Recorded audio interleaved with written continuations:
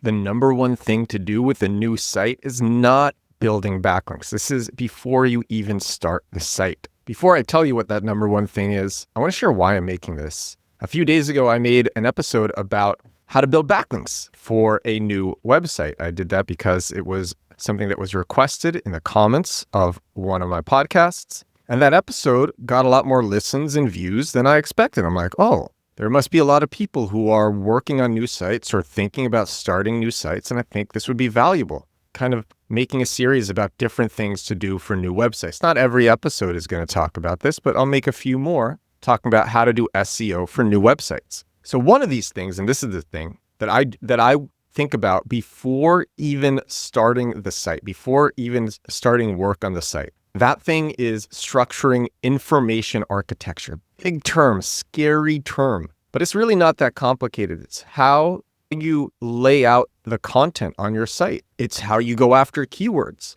It's what your URLs look like. It's what are your hub pages? Do you have an alternative subpage? Do you have a uses subpage? What is your blog like? Is it called a blog? Is it called blog with a word that's related to your niche? I saw somebody with HR blog, for an example. Or maybe instead of blog, it's articles. What does your top navigation look like? What does your footer look like? How are your SEO pages going to be nested? An example, if you go to bitrix24.com and then you scroll all the way down to the footer, you see uses and you see alternatives. These are two hub pages that they use to go after keywords. Their alternatives hub page is used to go after different competitors. So somebody searches competitor plus the word alternative. They put that into Google. They put competitor plus the word alternative into Google. And this company, Bitrix, is targeting keywords like that.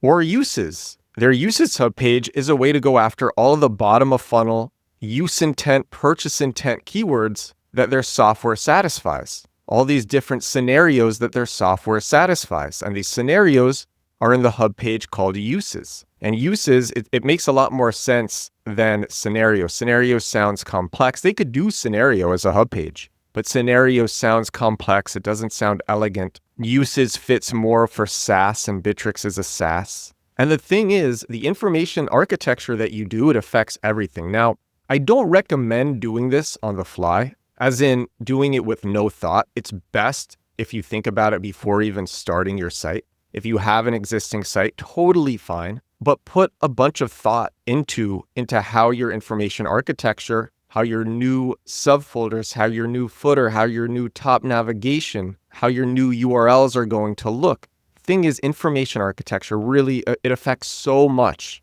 in search engine optimization. So it's really worth thinking about. Again, it affects URLs. It affects how you target keywords within your URLs. You don't just put the keyword into your URL slug, you put it in there with context. And I'll give an example in a moment. Information architecture, it affects the above the fold content of your pages, above the fold. That's before people start scrolling. The reason for this is because the context of a page might look different if it's nested within your blog, your articles, a uses hub page, alternatives hub page, solutions hub page, services hub page. It might look a bit different because of that context. It'll certainly look different if it's in your blog hub page versus a uses hub page. It affects file names. Something that I do with my file names is for most of my pages, when I have an image, a unique image that appears on this page or in this article, I say the whole URL structure in the file name, then a description of the individual file name. So what I would do is let's say it's an alternative subpage, I would do for the file name, literally for the image that's going into this page, it would be alternatives underscore URL slug underscore again, and then a description of this specific file, of this specific image or PDF or whatever it is. File names, they're a very small ranking factor, but it's the type of thing that if you put thought into beforehand, it's going to help you even just a little bit, and that's still worth it for me. Also, I've literally come across articles and entire resources just searching Google images. I think a lot of SEOs and digital marketers underestimate image SEO. So information architecture, it affects file names, it affects interlinking, how you're linking to different pages.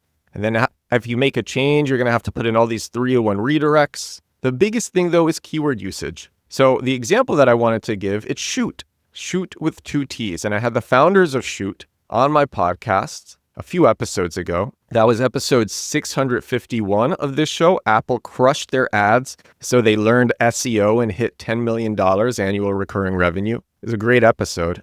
So they rank for keywords like photoshoot NYC, photoshoot Los Angeles, photoshoot Miami, those types of keywords, photoshoot Chicago. This is their information architecture. It's shoot.com, shoot with 2 T's, shoot.com/photoshoots/Los Angeles or /NYC. Very elegant, very simple. Note that it's not shoot.com/city/Los Angeles-photoshoot. And they don't have their photoshoot locations within different subfolders. A subfolder is like photoshoots is a subfolder /photoshoots/, that's a subfolder.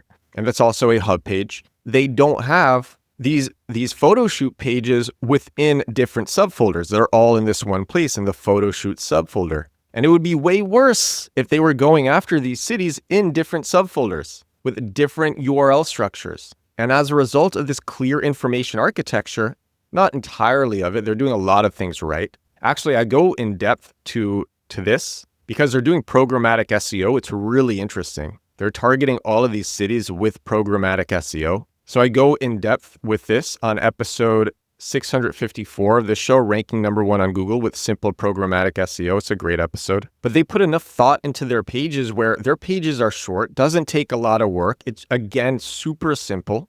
And they're ranking #1 for all of these valuable keywords like photoshoot NYC. If you need to change your information architecture, it's always better to change it. It requires a lot of 301 redirects and rethinking context and rethinking URLs and rethinking navigation and all of this stuff. So it saves a lot of time if you do it in advance. If you haven't done it and you need to do it, I would recommend doing it. But if you're starting a new site, before even building the site and certainly before building backlinks, this is the #1 thing to do. It's thinking about what your URLs will look like, what your navigation will look like, what your footer will look like. How will people get to these places from your homepage? Are you going to use breadcrumbs? What will your internal linking look like? So I wanted to share this. One of the reasons that I love SEO is because I'm an organized person. I like being organized, and information architecture is a good example of being organized. And with proper organization, you can target keywords and get rankings a lot more efficiently. You can get results a lot more efficiently. That's something I'm very much into. So that's what I wanted to share with you